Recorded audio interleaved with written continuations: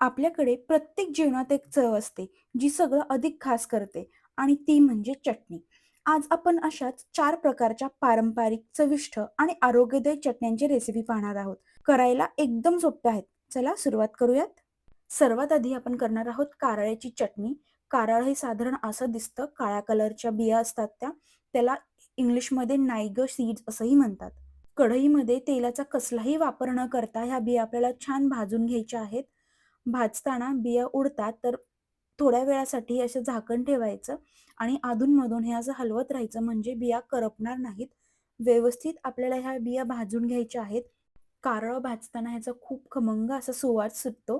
कारळं भाजून झालेलं आहे. ह्याला प्लेटमध्ये काढून घेऊयात आणि थंड करायला ठेवूयात. मस्त भाजलेलं आहे, तुम्ही पाहू शकता.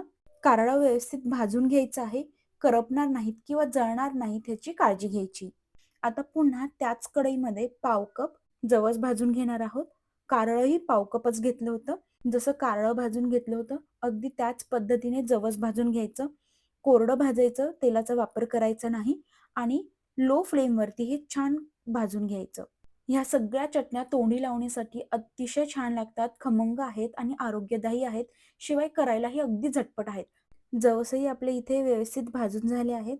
आता पाव कप बारीक चिरून घेतलेले आपल्याला सुक्या खोबऱ्याचे तुकडे परतून घ्यायचे आहेत. अगदी 1 ते 2 मिनिटभर परतायचं आहे. खोबऱ्याचा कलर चेंज होऊ द्यायचा नाही. सुकं खोबरं आपल्याला फक्त हलकंसं गरम करायचं आहे. हे जर तुम्ही खूप वेळ परतलं तर चटणी करताना ह्याला तेल सुटेल. तेल सुटलं की चटणी आपली जास्त दिवस टिकत नाही. त्यामुळे हलकंसं फक्त गरम करून घ्यायचं आहे. खोबरं हलकंसं परतून झालं आहे. त्यालाही एका डिशमध्ये काढून घेऊयात आणि थंड करायला ठेवूयात. आता इथे आपण 4 प्रकारच्या चटण्या करणार आहोत. कारळं जे आपण भाजून घेतलं आहे. जवसही आपण छान भाजून घेतलेलं आहे. त्याचप्रमाणे मी तिळही भाजून घेतले होते.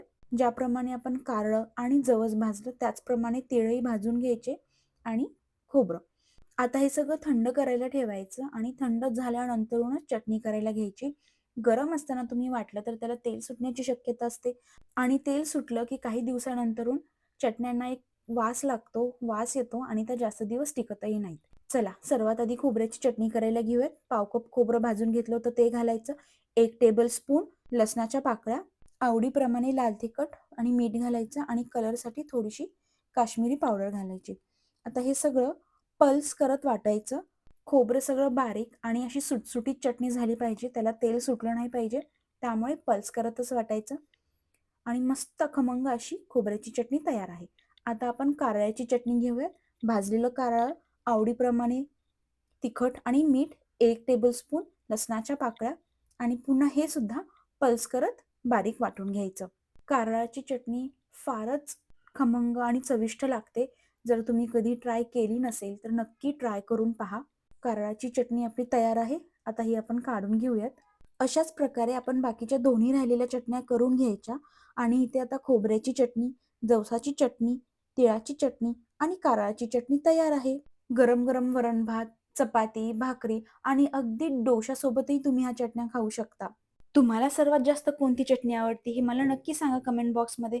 पुन्हा भेटूयात. बाय.